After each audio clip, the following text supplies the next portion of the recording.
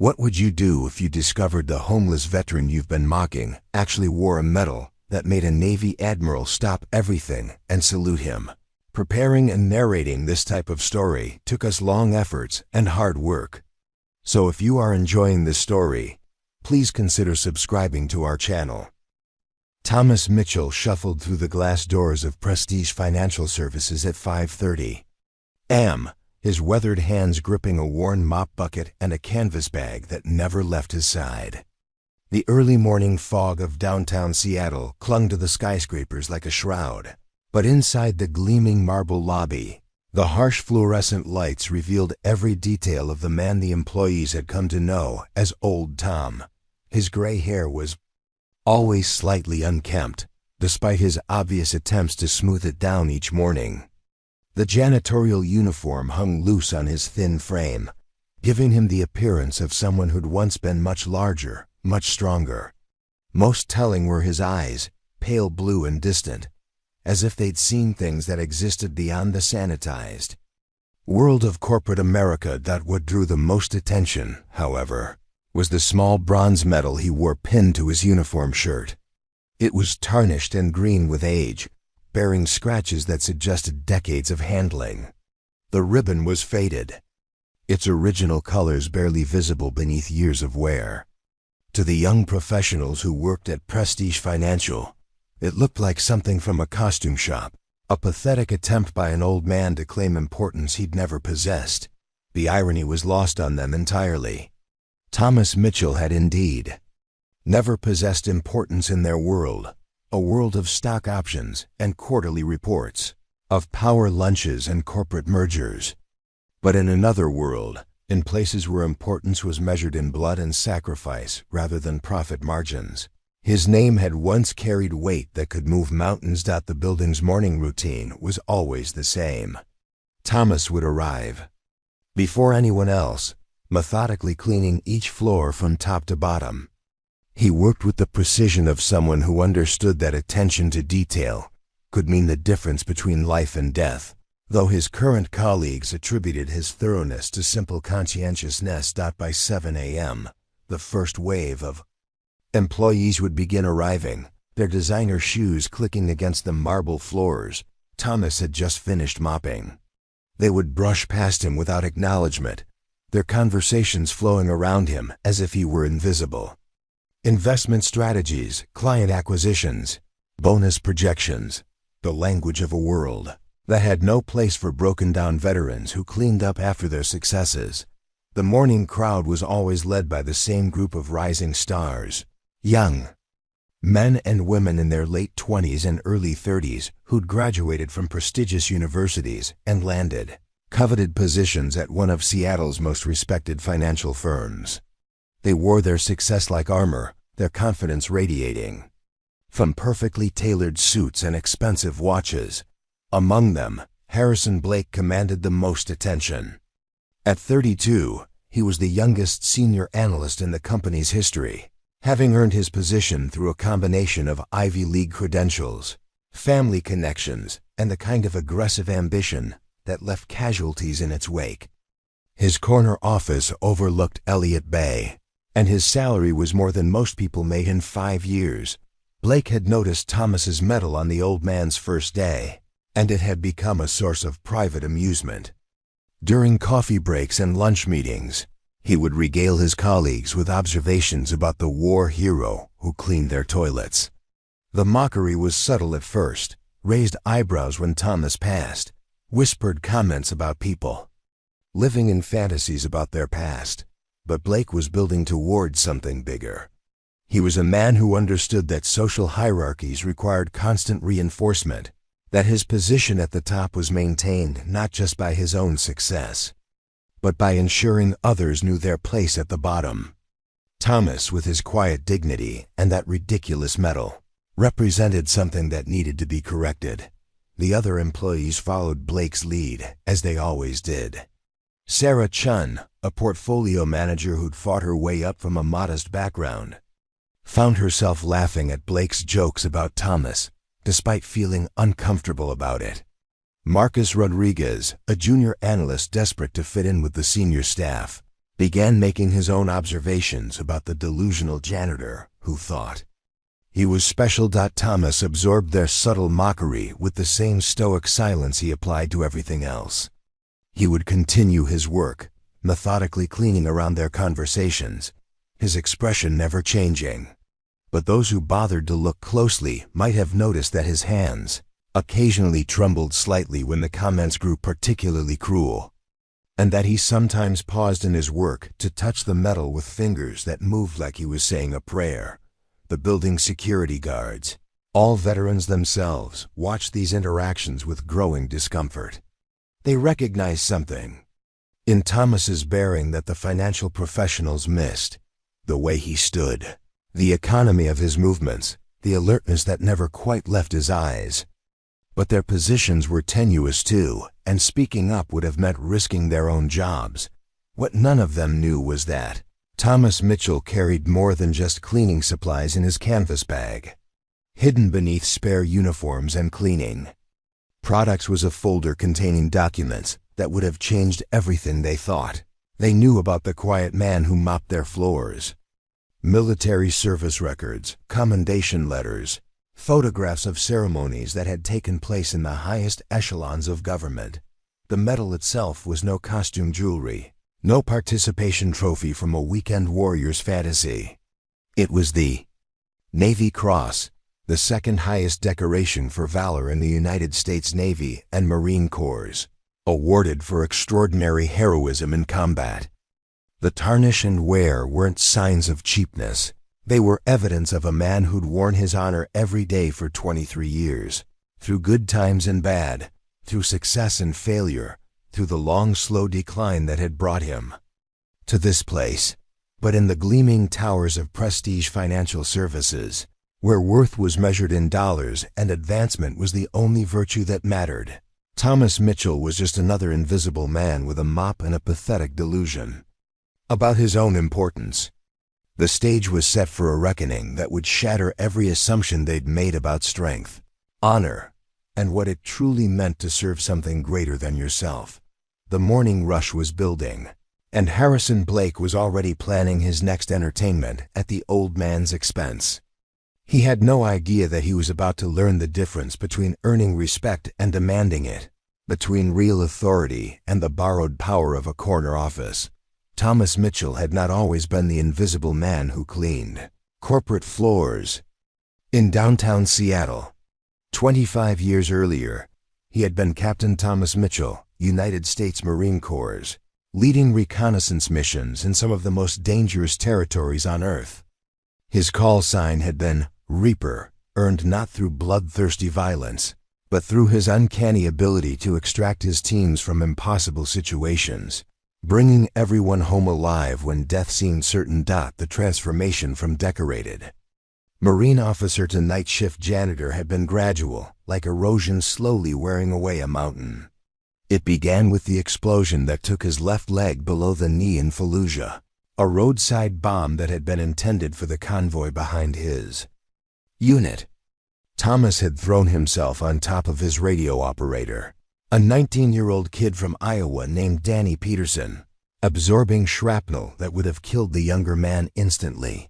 The Purple Heart came with the prosthetic leg. The Navy Cross came later, for the actions that followed, how he'd organized the evacuation of wounded Marines while under continuous fire, how he'd coordinated air support despite losing significant blood, how he'd refused medical evacuation, until every member of his unit was accounted for. The ceremony had taken place in the Rose Garden, with the president himself placing the medal around Thomas's neck while cameras flashed, and his parents wept with pride. But medals don't pay for medical bills. Honor doesn't cure post-traumatic stress. And the skills that made someone an exceptional Marine officer, the ability to make life or death decisions under extreme pressure, to lead men into combat, to maintain discipline in chaos, those skills had limited application in civilian life. The descent had been accelerated by his wife's death from cancer 3 years after his retirement. Sarah had been his anchor, the person who understood that the quiet man who came home each evening was still processing horrors that civilians couldn't comprehend. She'd been the one who encouraged him to seek help, who'd sat with him during the worst nightmares, who'd helped him find meaning in a world that suddenly seemed peaceful to the point of irrelevance. Without her, the bottle became his companion. Not dramatically, not in the way that would have made for a clear narrative of self-destruction. Just a drink to help him sleep, then two, then enough to make it through the day. The jobs had come and gone. Security work, construction, even a brief stint as a substitute teacher at a local high school. But the combination of physical limitations from his injuries and the subtle symptoms of PTSD, the hypervigilance, the difficulty with crowds, the way sudden noises made him reach for weapons that weren't there, made steady employment challenging. The position at Prestige Financial Services had been a gift from a veterans employment agency. Night shift janitorial work, minimal human interaction, decent pay, and health insurance.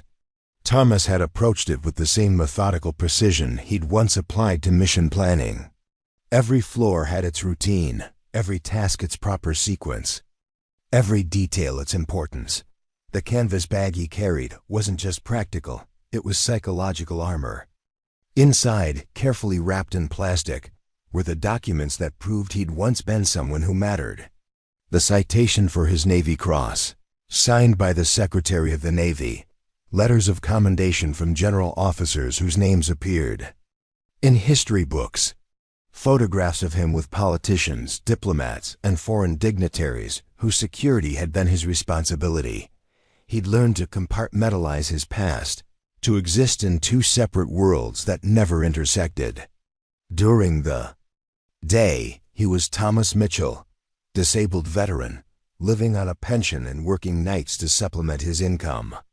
At night, alone in the empty corridors of Prestige Financial, he was still Captain Mitchell, executing his duties with the same precision that had once protected American interests in hostile territories.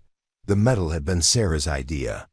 "You earned the right to wear it," she'd said during one of their last conversations before the cancer took her voice. "Don't let anyone convince you otherwise." So he wore it every day, polished to the best of his ability despite the tarnish that no amount of cleaning could remove. What the employees at Prestige Financial saw as a pathetic, old man's desperate attempt to claim importance was actually something much more complex.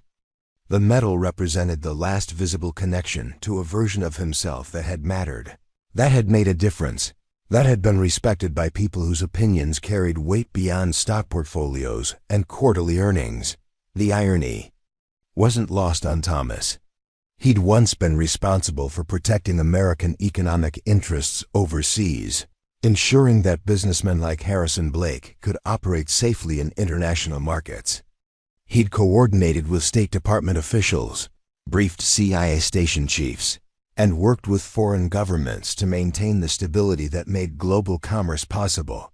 Now he cleaned up after the beneficiaries of that stability, invisible, to people who owed their comfortable lives to sacrifices they couldn't begin to understand.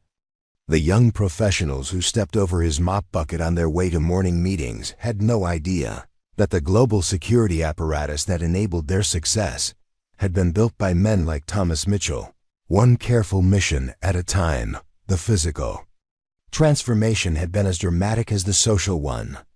The man who'd once been 6 feet 2 inches of lean muscle, capable of carrying a full combat load across 20 miles of desert, now moved with the careful gait of someone whose body had been broken and imperfectly repaired. The prosthetic leg functioned well enough for daily activities, but it was a constant reminder of the moment when his old life ended and this new one began. Yet something fundamental remained unchanged. The way he scanned every room before entering, noting exits and potential threats. The way he positioned himself to maintain visual contact with all approaches. The way he moved through the building with the quiet efficiency of someone who understood that survival often depended on being noticed as little as possible. The other veterans who worked building security recognized these traits immediately. They knew that Thomas Mitchell was no ordinary janitor, even if they couldn't place exactly what made him different. There was something in his bearing, something in the way he carried himself, that spoke of experiences beyond their own.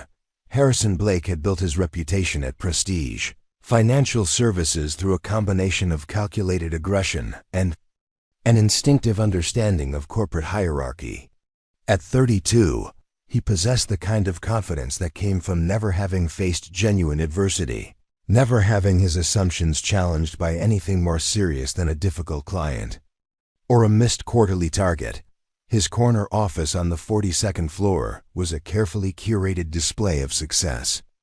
Diplomas from Harvard Business School and Princeton University hung in expensive frames, positioned to be visible from every angle.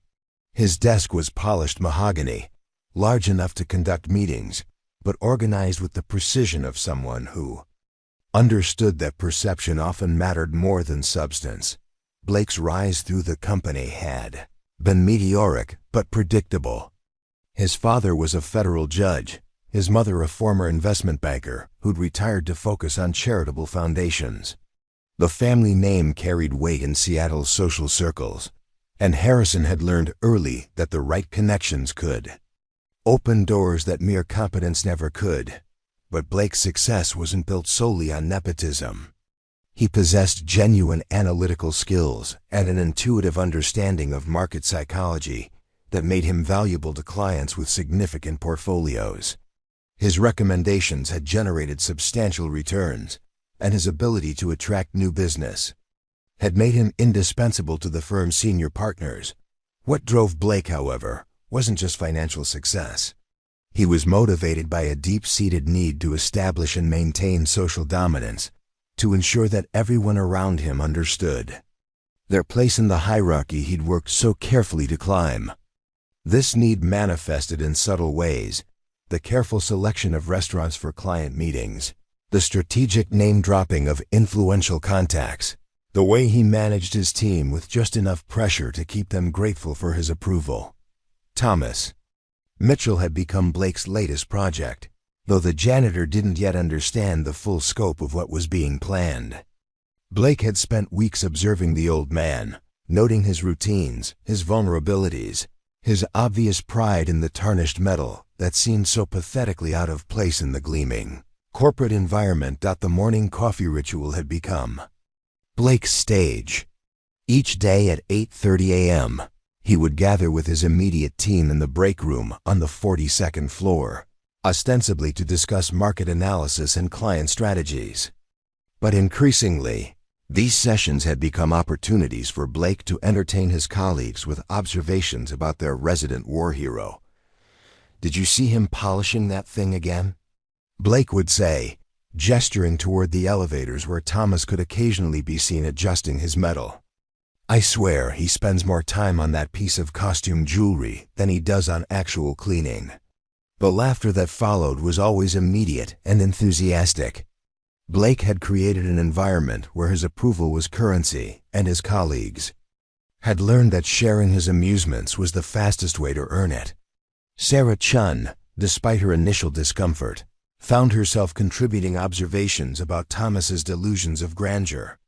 Marcus Rodriguez, desperate to prove himself worthy of Blake's inner circle, began timing his breaks to coincide with Thomas's cleaning schedule, just to provide new material for Blake's entertainment. But Blake's campaign against Thomas went beyond simple mockery. He had begun to orchestrate encounters designed to highlight the absurdity of an old janitor wearing military decorations in a professional environment. He would schedule meetings during Thomas's cleaning times, ensuring that important clients would see the old man shuffling through the hallways with his mop bucket and his ridiculous medal. The psychological warfare was sophisticated and deliberate. Blake would leave messes in areas that Thomas had already cleaned, forcing the old man to repeat his work. He would schedule maintenance requests for equipment that wasn't broken, creating additional tasks that kept Thomas visible during business hours. He would arrange for visiting clients to be toured past Thomas's supply closet, complete with comments about the interesting characters who worked in the building. Thomas endured these provocations with stoic silence, but Blake had begun to notice subtle changes in the old man's behavior. The way his hands trembled slightly when cleaning around Blake's office. The way he seemed to pause before entering rooms where Blake was present. The way he sometimes touched his metal, as if drawing strength from its presence. These observations only encouraged Blake's campaign. He interpreted Thomas's obvious discomfort as evidence of his own power, proof that he could affect even the most seemingly indifferent targets. The metal, in particular, had become a symbol of everything Blake found offensive about Thomas. The old man's quiet dignity, his refusal to acknowledge his proper place in the corporate hierarchy, his pathetic attempts to claim importance through outdated symbols. Blake's colleagues had begun to contribute their own suggestions for escalating the campaign. Sarah Chun had proposed timing their loudest conversations to coincide with Thomas's cleaning schedule, ensuring that he would overhear their jokes about stolen valor and participation trophies. Marcus Rodriguez had suggested organizing client meetings specifically designed to showcase the absurdity of military decorations in a business environment. Preparing and narrating this type of story took us long efforts and hard work. So if you are enjoying this story, please consider subscribing to our channel. The security guards had begun to notice the pattern, but their position in the building's hierarchy made intervention impossible. They watched Blake's campaign with growing unease, recognizing something in Thomas's bearing that the financial professionals missed entirely. But speaking up would have meant risking their own jobs, and the corporate culture at Prestige Financial didn't encourage challenges to authority. Blake had also begun to research military decorations, not out of respect or curiosity, but to better understand how to undermine Thomas's obvious attachment to his medal. He'd learned enough about military awards to know that the Bronze Star was common, that Purple Hearts were given for injuries, that most military decorations were participation trophies rather than genuine recognition of heroism. The Navy Cross, however, had escaped his attention entirely. Blake's research had been superficial, focused on finding ammunition for his campaign rather than genuine understanding. He'd concluded that Thomas's medal was probably a Bronze Star or a campaign ribbon, something that looked impressive to civilians, but carried no real significance in military circles. This ignorance would prove to be Blake's fatal error, but for now, it only encouraged his confidence. He was planning something bigger than daily mockery, something that would finally force Thomas to acknowledge his proper place in the corporate hierarchy. The old man's stubborn dignity was becoming an affront to Blake's sense of order, and he was determined to correct it. The stage was being set for a confrontation that would reveal the true nature of both men, one who had earned his authority through sacrifice and service, the other who had claimed it through privilege and manipulation. Blake believed he understood the rules of engagement, but he was about to discover that some battles were fought according to principles he'd never learned to recognize. Blake's campaign against Thomas escalated with the methodical precision of a corporate project. Each week brought new humiliations, carefully designed to chip away at the old man's dignity while maintaining the appearance of casual workplace interaction. What had started as offhand comments had evolved into a systematic effort to make Thomas's life as uncomfortable as possible. The first major escalation came during a client presentation in the main conference room. Blake had deliberately scheduled the meeting for 2 p.m., knowing that Thomas would be cleaning the adjacent hallway during his afternoon shift. As 23 investment advisors and their high-net-worth clients discussed portfolio diversification strategies, Blake made sure the conference room doors remained open. "Excuse me for just a moment," Blake announced to his audience of millionaires and trust fund managers, stepping into the hallway where Thomas was methodically mopping the marble floors. "Sir, could you please work a bit more quietly? We're trying to conduct business here." Thomas looked up from his work, his pale blue eyes meeting Blake's for just a moment before nodding silently. He adjusted his technique, wringing the mop more carefully to reduce the sound of water hitting the bucket. The interaction lasted less than 30 seconds, but Blake had achieved his objective. He demonstrated his authority over the old man in front of people whose respect he valued. "Sorry about that," Blake said, returning to the conference room with a theatrical sigh. "You know how it is with some of these service workers. They don't always understand professional environments." The client meeting continued, but several participants had noticed the medal pinned to Thomas's uniform. During the networking portion of the presentation, the decorations became a topic of conversation that Blake was eager to shape. "Oh, that old thing?" Blake said when a client asked about the janitor's military service. "Tom's got quite the imagination. Been wearing that medal for months now, polishing it like it's the Congressional Medal of Honor or something. I think it makes him feel important." The laughter that followed was uncomfortable but polite, the kind of response that wealthy people give to their service providers' attempts at humor.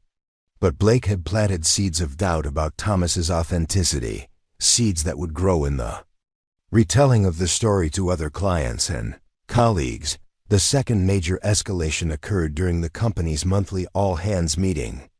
Blake had volunteered to coordinate the catering, ensuring that the presentation would run during Thomas's normal cleaning schedule for the main auditorium. As 200 employees gathered to hear updates on quarterly performance and strategic initiatives, Thomas entered through the back doors with his cleaning cart, clearly unaware that the space was occupied. "I'm sorry," Thomas said quietly, his voice barely audible over the microphone feedback. "I'll come back later." But Blake had been waiting for exactly this moment. No, don't worry about it," he called out, his voice carrying across the auditorium. "Everyone, I'd like you to meet Tom, one of our night shift custodial staff. Tom's got quite the story. Tell them about your medal, Tom." The spotlight of attention fell on Thomas like a physical weight. 200 pairs of eyes focused on the old man standing in the doorway, his cleaning cart beside him, his weathered face flushing with embarrassment. The medal on his chest, which had seemed so small and insignificant during his solitary night shifts, now felt enormous and conspicuous. "It's nothing," Thomas mumbled, his hand instinctively moving to cover the decoration. "Just something from a long time ago." "Oh, come on, don't be modest," Blake continued, his voice taking on the tone of someone sharing a private joke with friends. "Tom here is our resident war hero. Been polishing that medal every day since he started working here. Really takes pride in it." The auditorium fell silent, but it wasn't the respectful silence that should have greeted a veteran's service. It was the awkward quiet that accompanies moments of second-hand embarrassment, when people witness something that makes them uncomfortable but aren't sure how to respond. Thomas retreated from the room as quickly as his prosthetic leg would allow, the sound of his cart's wheels echoing in the sudden quiet. The all-hands meeting continued, but Blake had achieved something more significant than simple humiliation. He'd made Thomas's presence in the building a source of corporate-wide awareness and, by extension, judgment. The third escalation came in the form of a company newsletter feature. Blake had convinced the Human Resources Department to include a spotlight on custodial staff, ostensibly to recognize their contributions to the company's success. The article, which Blake had volunteered to write, focused exclusively on Thomas and his colorful personality. "Thomas Mitchell brings more than just cleaning expertise to Prestige Financial Services," the newsletter read. "A 20-year veteran of the armed forces, Tom takes visible pride in his military service, wearing his decorations during work hours as a reminder of his commitment to excellence. His attention to detail and dedication to duty reflect the values that make our company successful." The article was accompanied by a photograph that Blake had taken without Thomas's knowledge, the old man polishing his medal during a break, his face showing the kind of reverence that Blake found absurd in a corporate setting. The image was meant to seem respectful, but Blake's accompanying text contained subtle mockery that would be obvious to anyone who knew the context. The newsletter was distributed to all employees and mailed to major clients as part of the company's community outreach efforts. Thomas learned about the article when colleagues began approaching him with questions about his military service. Questions that he answered with increasingly uncomfortable brevity. "Vietnam?" asked one junior analyst. "Desert Storm?" suggested another. "Iraq?" offered a third. Thomas's responses were always the same. A slight nod, a mumbled something like that, and a quick retreat to his cleaning duties. But Blake had noticed something interesting in these interactions. The old man's obvious discomfort wasn't shame about his service, but rather an apparent reluctance to discuss details that should have been points of pride. This observation led Blake to his most sophisticated psychological attack yet. He began researching Thomas's background, using the company's extensive database access to search for public records, military service databases, and social media profiles. What he found was frustrating in its incompleteness. Thomas Mitchell appeared to have existed in a kind of bureaucratic shadow, with minimal digital footprint and official records that seemed oddly sparse for someone claiming decades of military service. Blake interpreted this absence of information as evidence of deception. In his experience, people with genuine accomplishments left paper trails, had networks of colleagues who could vouch for their achievements, maintained connections to their former lives. Thomas's isolation and reluctance to discuss his service suggested to Blake's mind that the old man was hiding something embarrassing about his military career. The final escalation of this phase came during a client dinner at the Columbia Tower Club, one of Seattle's most exclusive restaurants. Blake had arranged for the dinner to coincide with Thomas's evening shift, ensuring that the old man would be visible to the clients as they arrived at the building. As 12 of the firm's most important clients gathered in the lobby, Thomas emerged from the elevator with his cleaning cart, his metal catching the light from the crystal chandeliers. "That's interesting," commented Margaret Westbrook, the CEO of a major logistics company. "You don't see many people wearing military decorations in civilian settings." Blake seized the opportunity immediately. "Oh, that's Tom. He's become quite the character around here. Really committed to his military persona. We've all gotten used to the costume." The word costume hung in the air like an accusation, transforming what should have been a moment of respect into something approaching ridicule.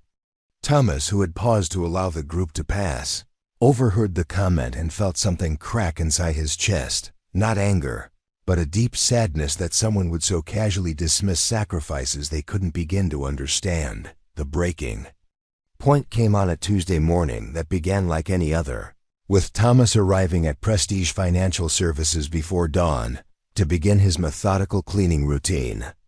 The autumn rain had been falling steadily for 3 days, turning Seattle's streets into rivers of reflected neon and making the building's marble floors treacherous for anyone not paying attention to their footing. Thomas had been working the 42nd floor when he discovered the deliberate sabotage. His cleaning cart, which he'd left in the supply closet during his brief break, had been overturned. Industrial cleaning solutions mixed with floor wax created a toxic puddle that would take hours to properly clean and neutralize. Worse, someone had scattered the contents of his canvas bag across the floor, leaving his most precious possession soaking in the chemical mixture. The photographs were ruined. Images of Thomas with his Marine unit, pictures from award ceremonies, snapshots of him with Sarah during their brief but happy marriage. 23 years of carefully preserved memories dissolved into unrecognizable gray sludge. The official documents had survived, protected by their plastic sleeves, but the personal mementos that connected him to his humanity were gone forever. But it was the discovery of what had been done to his spare uniform that broke something fundamental.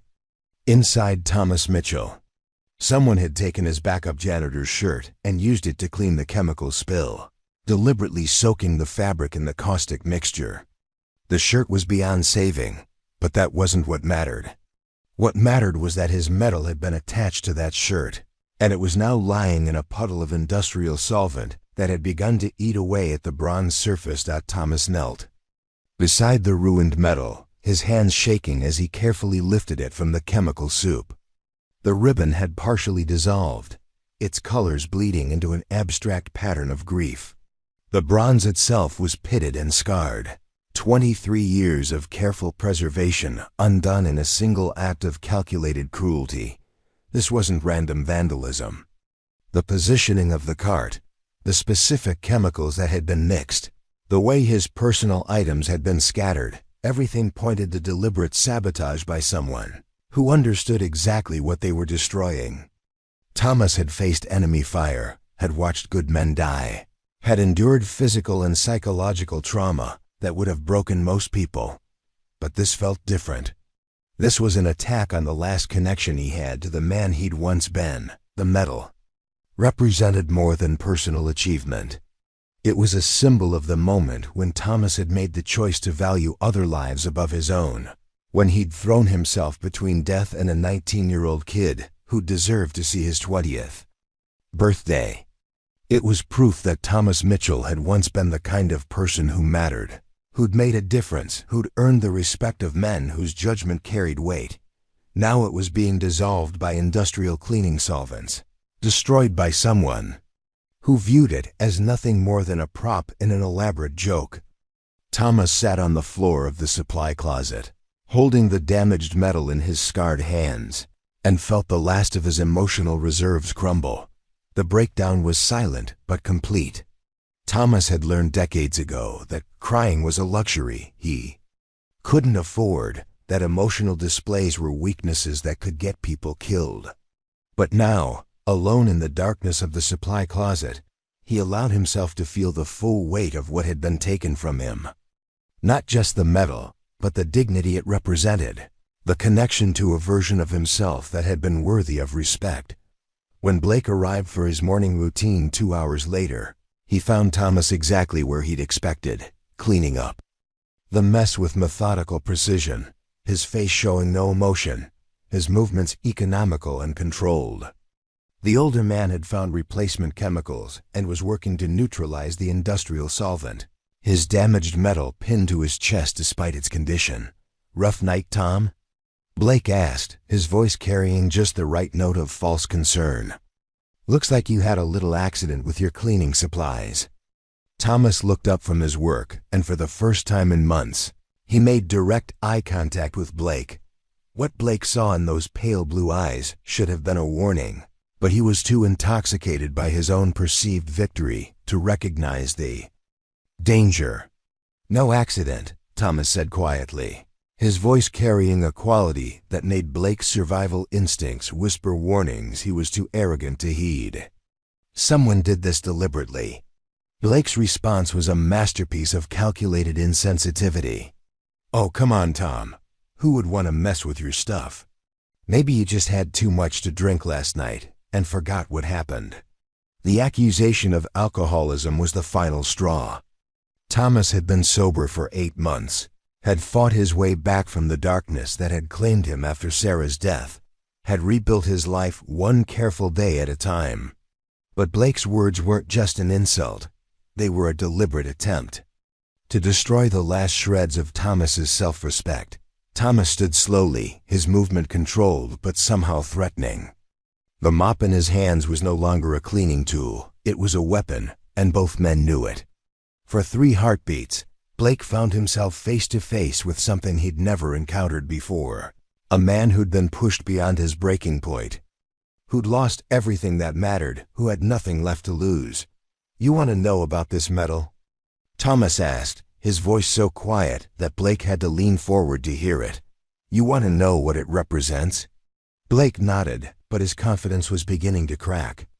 The old man standing before him was no longer the broken janitor he'd been. Tormenting. This was someone else entirely, someone dangerous.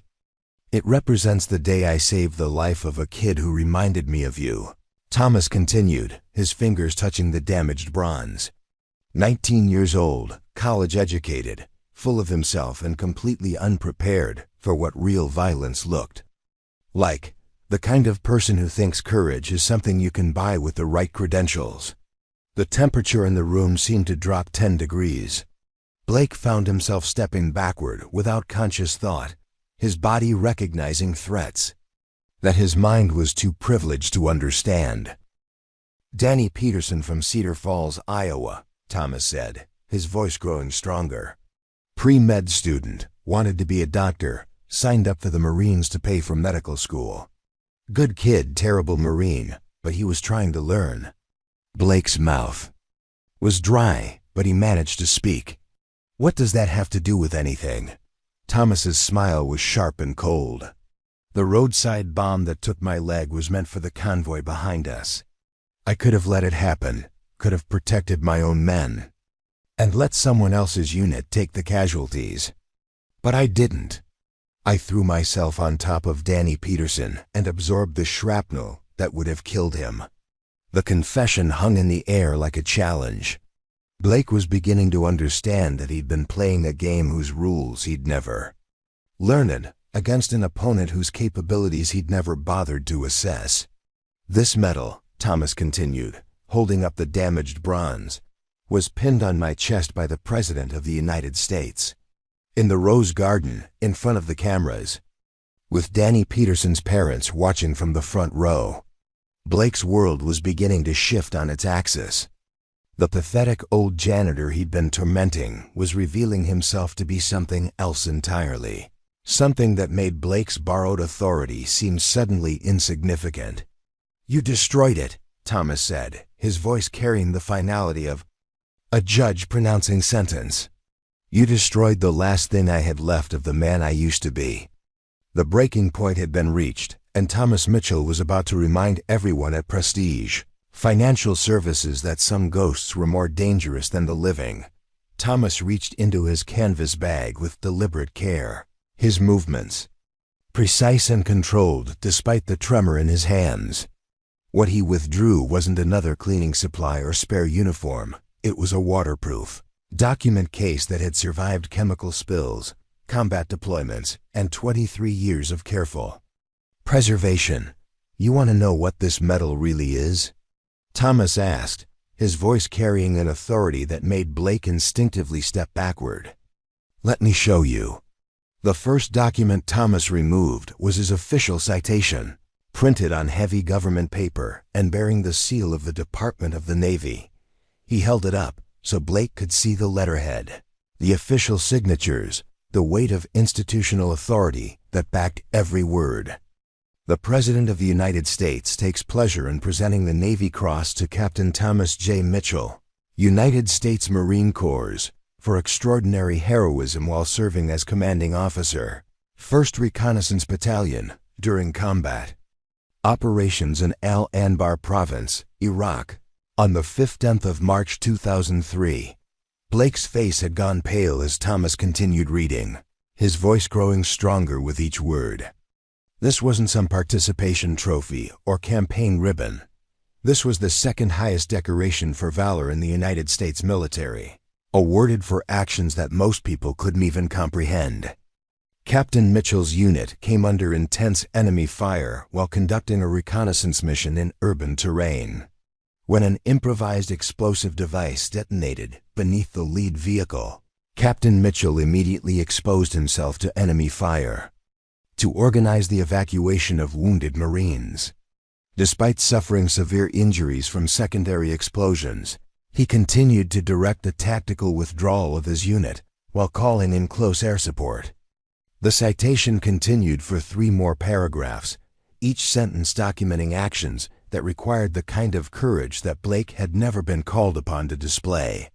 Thomas's voice never wavered as he read, but his eyes remained fixed on Blake's face, watching the younger man's worldview collapse in real time. His exceptional leadership and unwavering devotion to duty in the face of overwhelming odds were instrumental in saving the lives of 12 Marines and reflecting the highest traditions of the Marine Corps and the United States Naval Service. Blake tried to speak, but no words came. The document in Thomas's hands was clearly authentic, bearing official seals and signatures that couldn't be fabricated. More importantly, The man reading it was transforming before Blake's eyes from a broken janitor into something that commanded respect through sheer presence. Thomas set the citation aside and withdrew a photograph that had been protected by laminated plastic. It showed a younger version of himself, standing in the rose garden of the White House, with the President of the United States placing a medal around his neck. The image was professionally shot, clearly official, and showed Thomas in his dress blue uniform surrounded by senior military officials whose faces Blake recognized from news broadcasts. This was taken on June 15, 2004, Thomas said, his voice carrying the weight of memory. My parents were there, my wife Sarah, and Danny Peterson, the kid I saved. He became a doctor, just like he wanted. Last I heard, he was running a pediatric clinic in Iowa. The photograph was followed by others, Thomas receiving commendations from general officers, leading training exercises, standing with foreign dignitaries whose security had been his responsibility. Each image told the story of a man who'd operated at the highest levels of military leadership, who'd been trusted with responsibilities that Blake couldn't begin to understand. I didn't retire from the Marines, Thomas continued, his voice growing harder. I was medically retired after the explosion took my left leg. The prosthetic works fine for most things, but it ended my career as a combat officer. Blake's legs felt weak.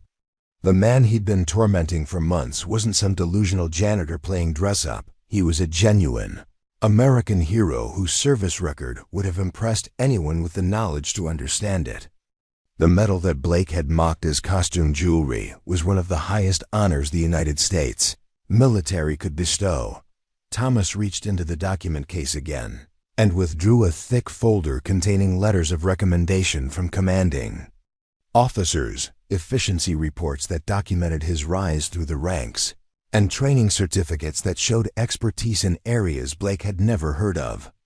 Each document was official, authenticated, and painted the picture of a Marine officer who'd been destined for flag rank before his injuries forced his retirement.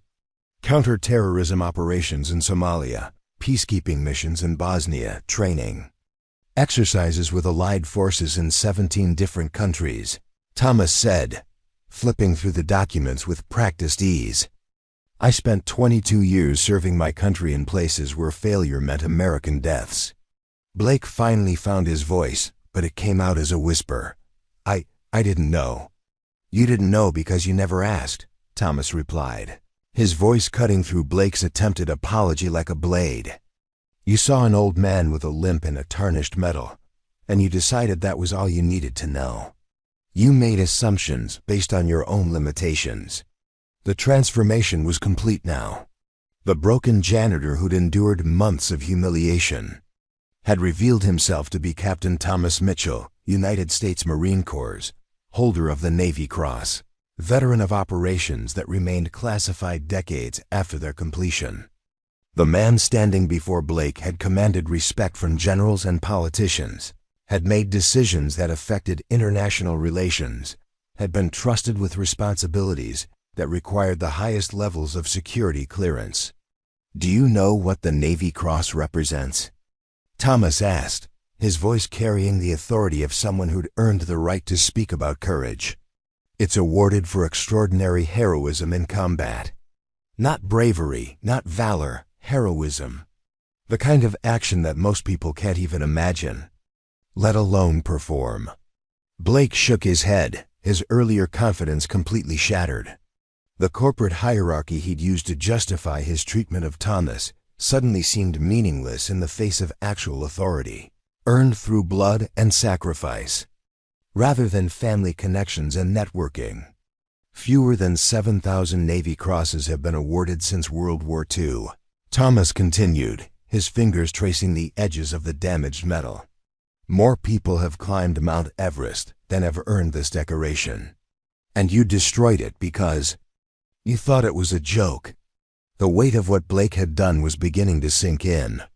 He hadn't just been bullying a janitor. He'd been humiliating a decorated war hero, someone whose service record would have impressed anyone with the knowledge to understand it.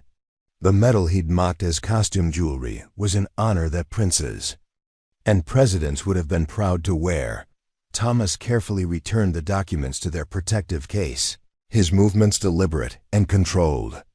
But something fundamental had changed in the supply closet. The balance of power had shifted completely, and Blake was beginning to understand that he'd been playing a game whose rules he'd never learned, against an opponent whose capabilities he'd never bothered to assess. "You want to know the real tragedy?" Thomas asked, his voice carrying a sadness that was somehow more threatening than anger. "I came here to serve quietly, to do honest work and honor my fallen comrades through simple dignity. I never wanted recognition or special treatment. I just wanted to be left alone to do my job." Blake tried to speak, but Thomas wasn't finished. The reckoning was just beginning, and the man who'd earned his authority through sacrifice was about to teach a lesson about the difference between real power and borrowed privilege. Thomas walked to the supply closet door with the measured pace of someone who'd spent decades making decisions under pressure. His hand paused on the handle as he turned back to Blake, who stood frozen among the chemical-stained remnants of what had been a carefully orchestrated campaign of humiliation.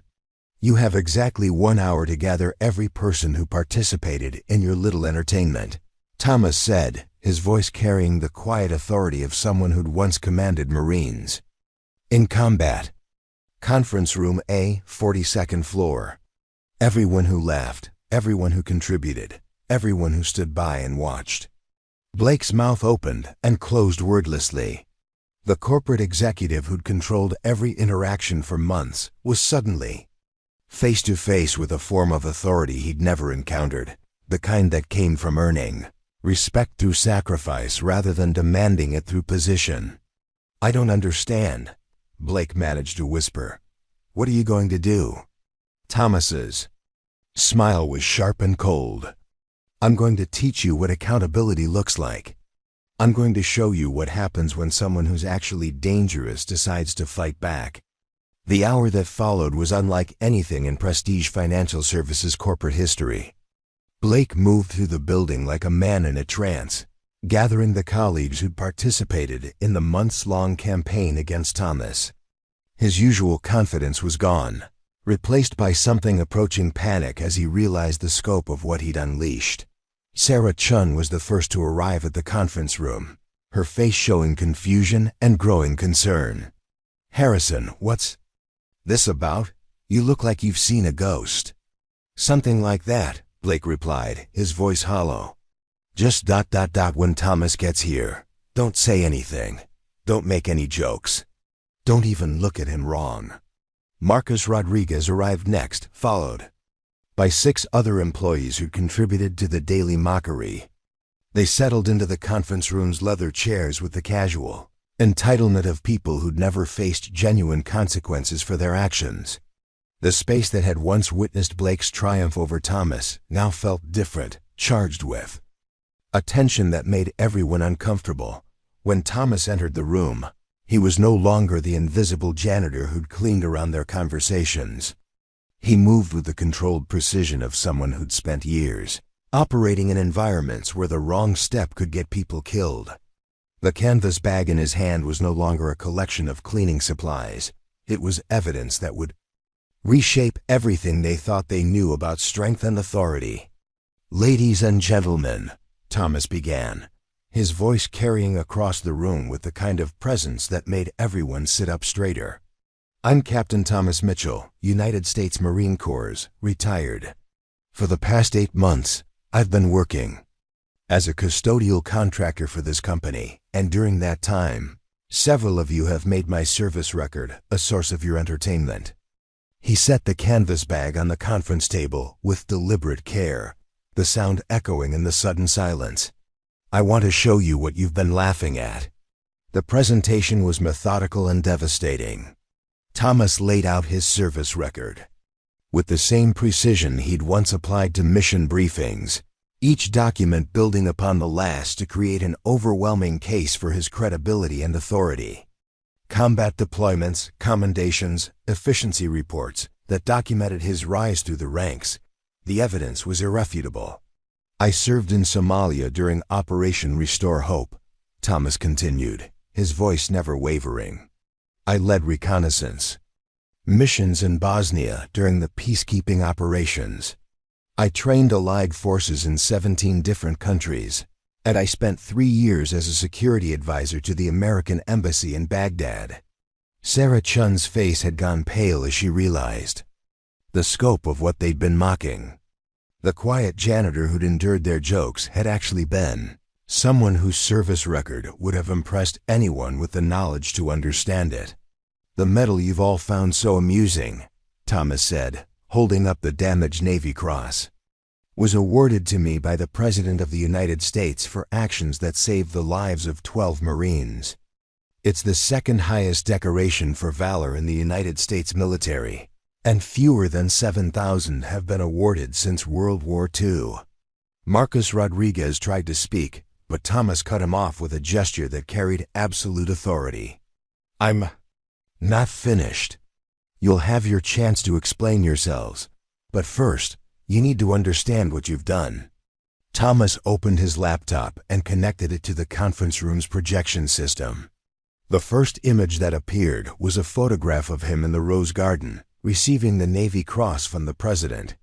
The second showed him with his Marine unit, young faces surrounding him with the kind of respect that had to be earned through leadership under fire. This is my team in Iraq, Thomas said, his voice carrying the weight of memory. 12 Marines, average age 22, all of them. Someone's son, brother, or husband. When that roadside bomb exploded, I had a choice: protect myself or protect them. I chose them. The room was completely silent now, the weight of Thomas's words settling over the assembled employees like a shroud. These weren't abstract concepts or distant military actions. They were personal sacrifices that had real consequences for real people. The explosion took my left leg below the knee, Thomas continued, his prosthetic clearly visible now that he'd rolled up his pant leg. It ended my career as a combat officer, but it didn't kill me. Danny Peterson, the 19-year-old I threw myself on top of, went on to become a doctor. He saves lives every day because I made the choice to value his life above my own. Blake tried to shrink into his chair, but Thomas's attention was focused on him now with the intensity of a laser sight. You destroyed that medal because you thought it was a joke. You organized a campaign of harassment against someone whose service record would have impressed anyone with the knowledge to understand it. Thomas began walking around the conference table, his movement controlled, but somehow threatening. I've been documenting everything. Every comment, every incident, every moment of deliberate humiliation. I have witnesses, I have recordings, and I have evidence that would end careers and result in criminal charges. Sarah Chun finally found her voice. Captain Mitchell, we didn't know if we'd understood. You didn't know because you never asked, Thomas replied, his voice cutting through her attempted apology. You saw an old man with a limp and decided that was all you needed to know. You made assumptions based on your own limitations, and you acted on those assumptions with deliberate cruelty. The presentation continued for another 30 minutes, each revelation more damaging than the last. Thomas had been building a case with the same methodical precision he'd once applied to military operations, and the evidence was overwhelming.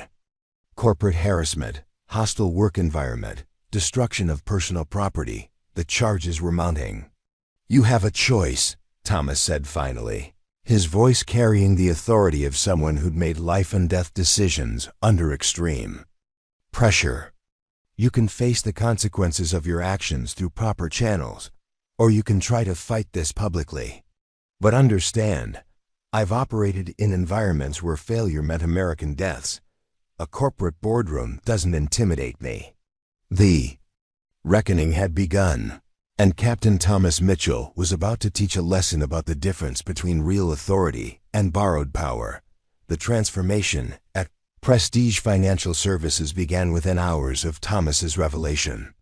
Word spread through the building with the speed of wildfire, carried by employees who'd witnessed the conference room Confrontation and security guards who'd always suspected there was more to the quiet janitor than met the eye. By noon, the company's senior partners had been briefed on the situation. Margaret Westbrook, the firm's managing partner, arrived at the office despite being scheduled for a client meeting in Vancouver. She'd received an urgent call from the company's legal department, warning her about potential lawsuits, media attention, and the kind of public relations disaster that could destroy a financial firm's reputation overnight. "Let me understand this correctly," Westbrook said, her voice carrying the controlled fury of someone who'd built her career on managing risk. "We have a decorated war hero working as a janitor, and instead of recognizing his service, several of our employees have been systematically harassing him for months." The human resources director, a nervous man named Peterson who'd been with the company for 15 years, nodded miserably. "It gets worse. They destroy his Navy Cross. That's the second highest military decoration for valor. The legal implications alone could bankrupt us." Westbrook's response was swift and decisive. Blake was suspended immediately, pending a full investigation. Sarah Chun and Marcus Rodriguez were placed on administrative leave.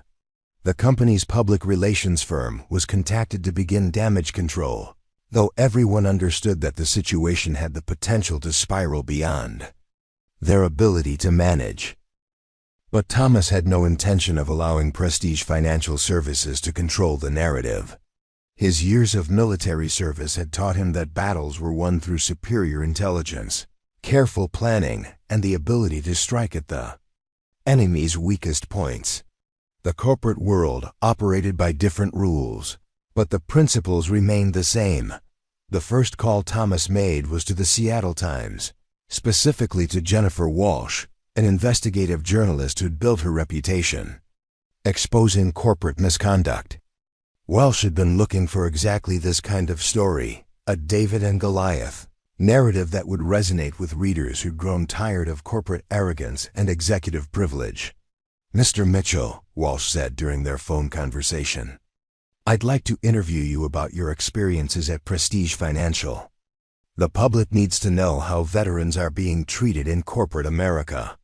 Thomas agreed to the interview, but on his terms. He would tell his story completely and honestly, but he wanted the focus to be on systemic issues rather than personal revenge. This wasn't about destroying individual careers. It was about changing a culture that allowed decorated veterans to be treated as objects of ridicule.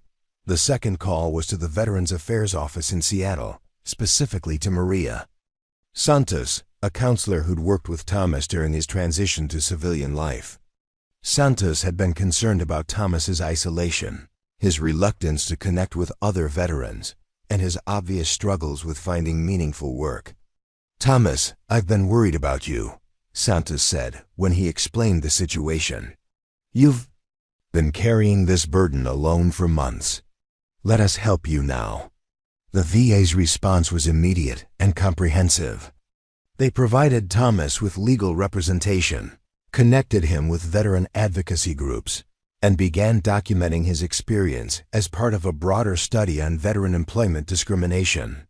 What had started as a personal conflict was becoming a case study in how corporate America treated its military veterans.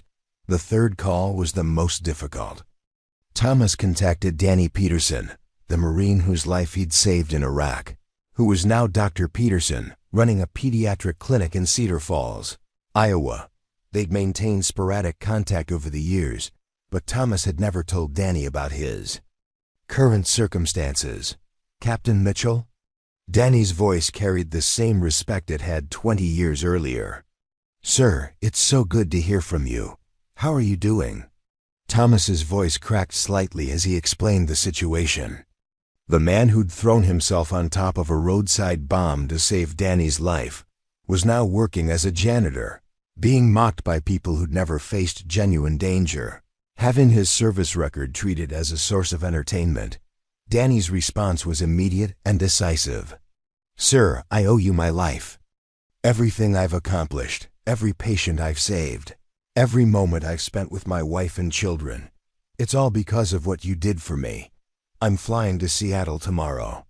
The media attention began with Jennifer Walsh's article in the Seattle Times, published under the headline, "Decorated War Hero Faces Harassment at Seattle Financial Firm." The story was picked up by national news outlets within hours, spreading across social media platforms and generating the kind of viral attention that no amount of corporate damage control could contain. The article included photographs of Thomas receiving the Navy Cross from the President, images of him with his Marine unit, and documentation of his service record that left no doubt about his heroism.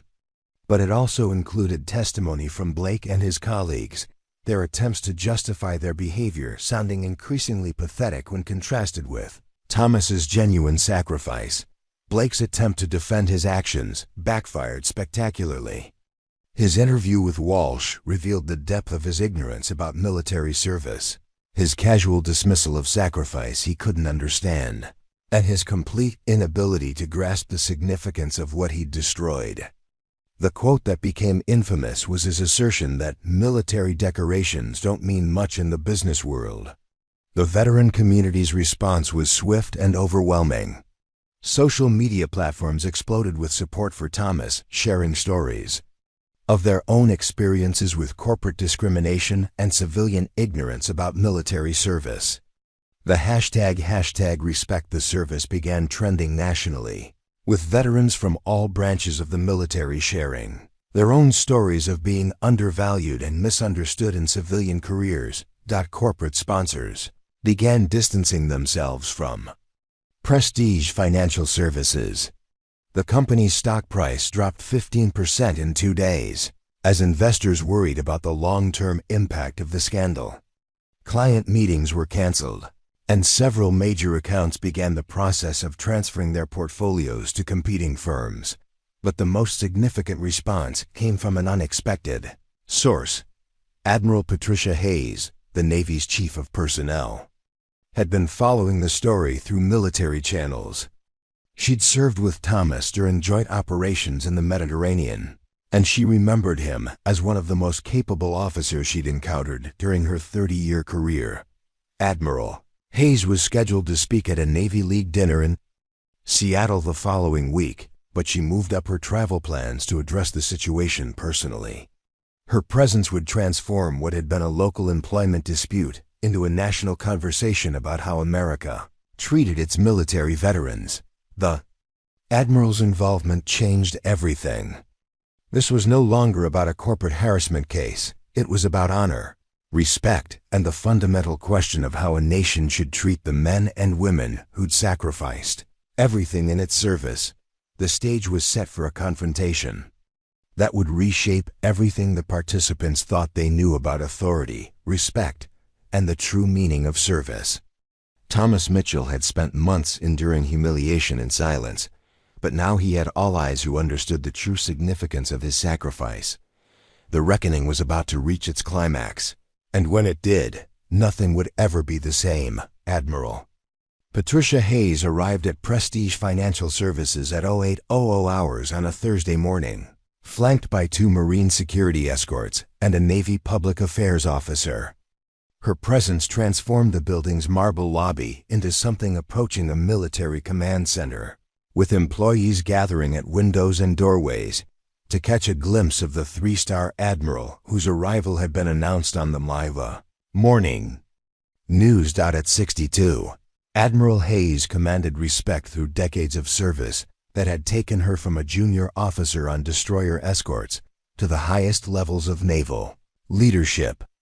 Her dress blue uniform bore decorations that told the story of a career spent in the world's most dangerous waters, and her bearing carried the authority of someone who'd earned her position through competence rather than connections. Thomas was waiting in the lobby, wearing his best civilian clothes and the damaged Navy Cross that had survived Blake's chemical attack.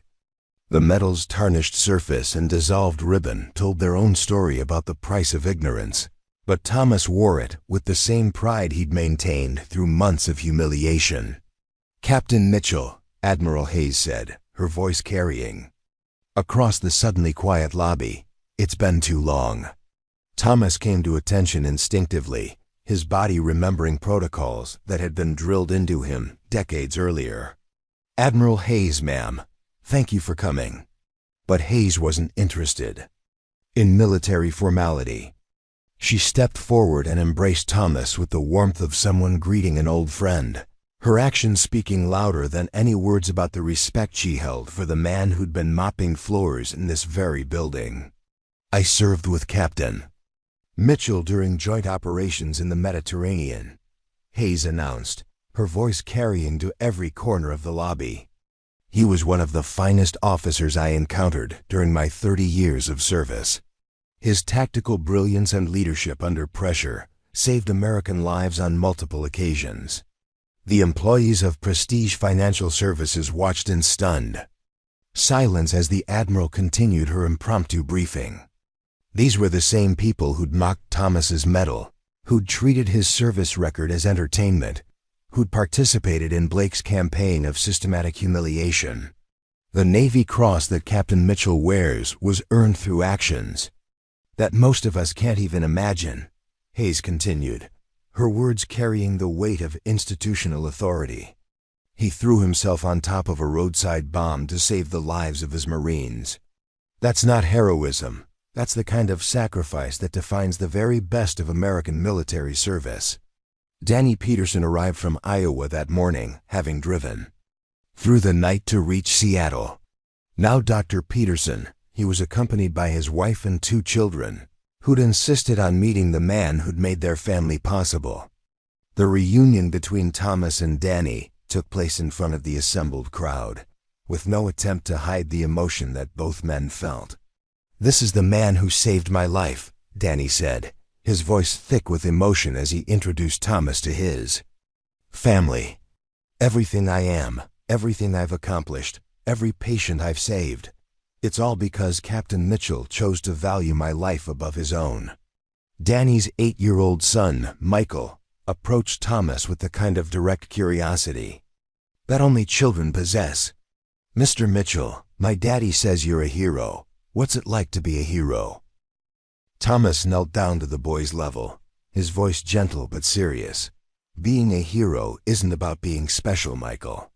It's about making the right choice when it matters most, even when it's hard.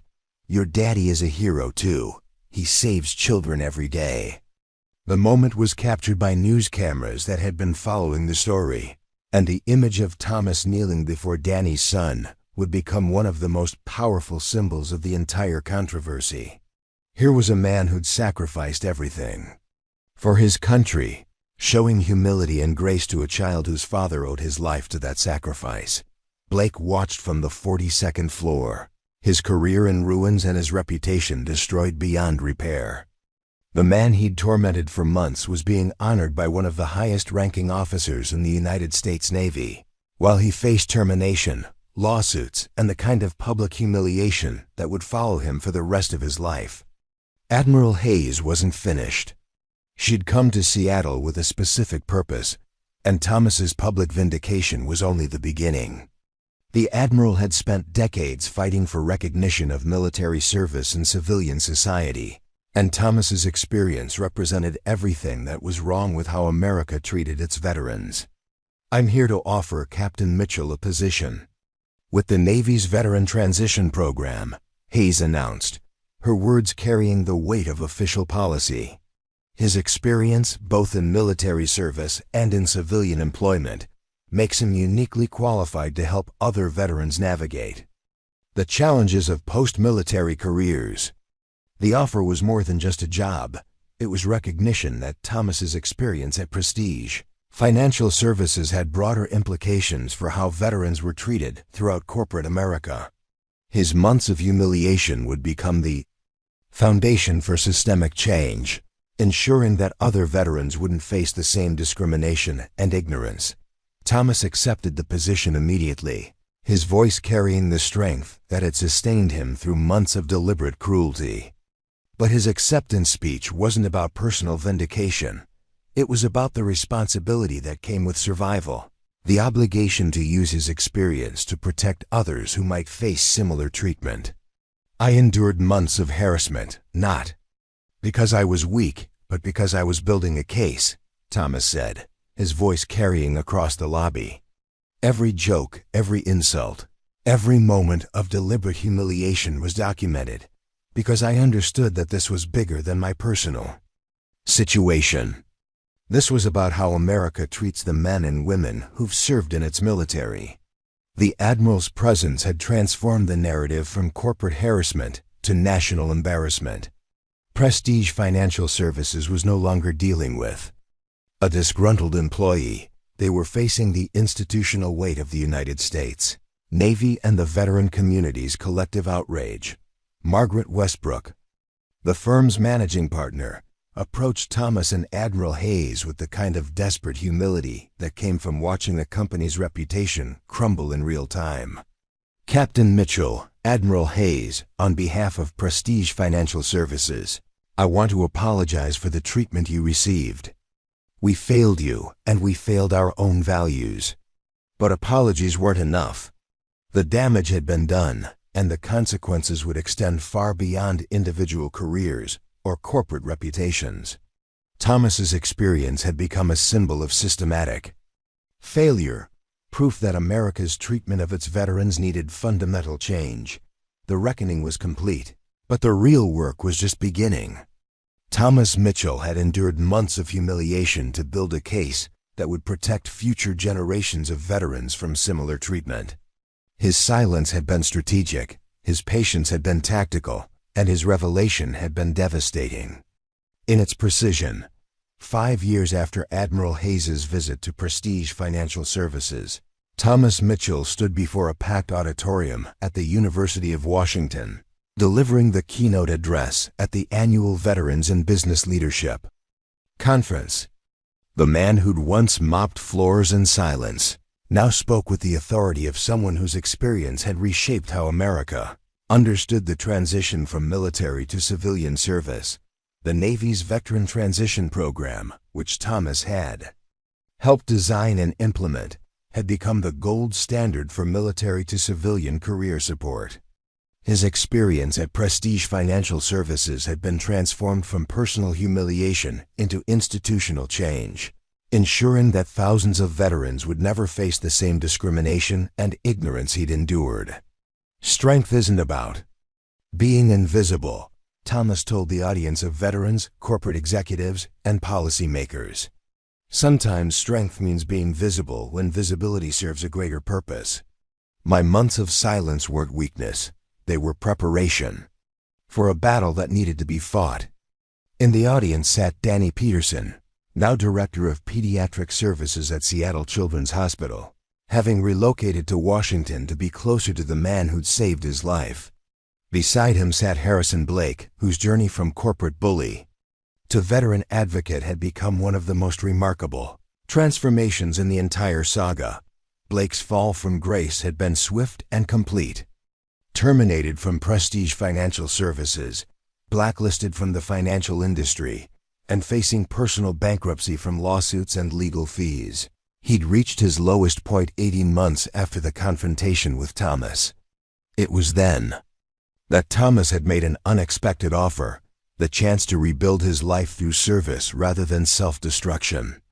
I spent 34 years believing that power came from position, Blake said during his portion of the presentation, his voice carrying the humility of someone who'd learned hard lessons about the difference between authority and respect. Captain Mitchell taught me that real strength comes from using whatever power you have to protect others, not to dominate them. Blake's transformation had been genuine and profound. He'd spent 3 years working with veteran employment programs, using his business skills to help former military personnel navigate corporate environments. His insider knowledge of executive prejudices in corporate culture had made him uniquely effective at preparing veterans for the subtle discrimination they might face. The ripple effects of Thomas's revelation had extended far beyond individual careers. Prestige Financial Services had been forced to implement comprehensive diversity and inclusion programs, with specific focus on veteran employment.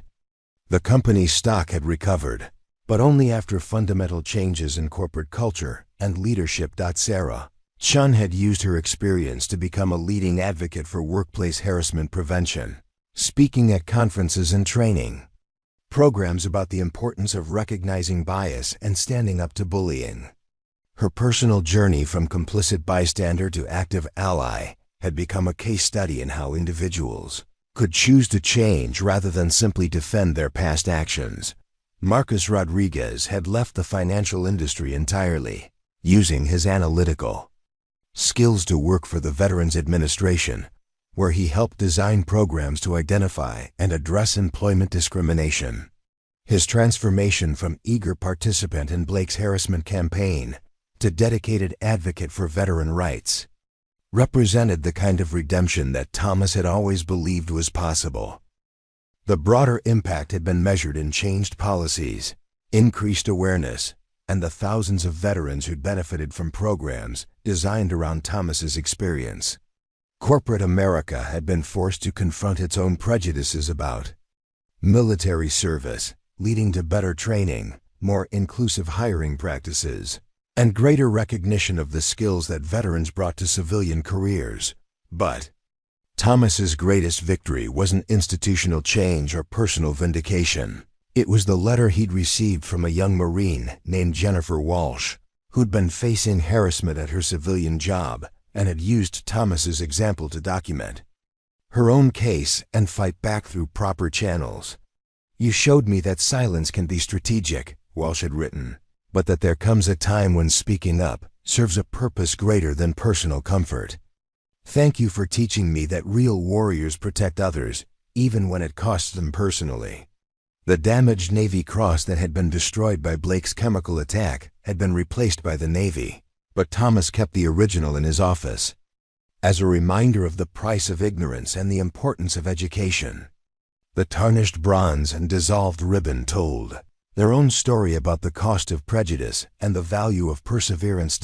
As Thomas concluded his keynote address, he touched the metal on his chest, not the replacement, but the original, restored through careful conservation work that had made it wearable again. The scars remained visible, but they'd become part of its story, proof that even damaged things could be made whole again through patience and care.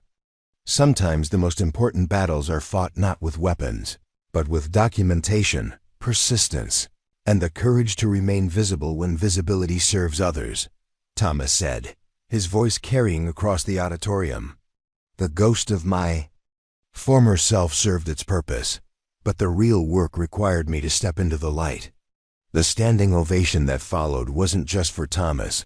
It was for every veteran who'd ever faced discrimination, every person who'd chosen courage over comfort, and every individual who'd learned that true strength came from protecting others rather than dominating them. In the end, Thomas Mitchell had discovered that some battles were worth fighting, some silences were worth breaking, and some victories were measured not in personal vindication, but in the protection of those who would follow.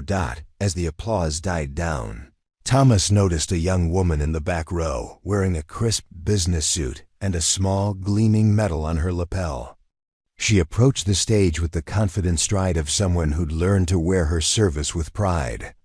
"Captain Mitchell," she said, extending her hand. "Lieutenant Sarah Kim, recently retired from the Air Force. I start my civilian job next week, and after hearing your story, I know I won't hide who I am." Thomas smiled, seeing in her eyes the same determination that had carried him through his darkest moments. "Remember, Lieutenant, your service matters. Don't let anyone convince you otherwise." As the crowd dispersed, Thomas reflected on the journey that had brought him here. From invisible janitor to national advocate, from broken veteran to beacon of hope for others. The battle had been worth fighting, not for personal vindication, but for every veteran who would never have to face what he'd endured. The story of the rusty metal had become legend, but its true power lay in the lives it had changed and the futures it had protected. If this story of hidden strength and ultimate justice inspired you, hit that subscribe button and join our community of everyday heroes. Share your own stories of unexpected courage in the comments below, because sometimes The most powerful person in the room is the one who chooses the right moment to step into the light.